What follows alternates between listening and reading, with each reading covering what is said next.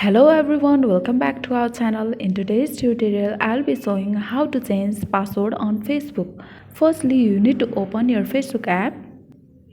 Here you can see your profile. Then at the top right corner, you can see three-line icon. Then tap on it. Now you need to scroll down and tap on security and privacy. Then tap on settings. Here you need to go to account center to change the password, then tap on it. Now we are on account center, we need to tap on password and security and click on change password. Click on your Facebook account. Now we can change our Facebook password. First you need to enter your current password.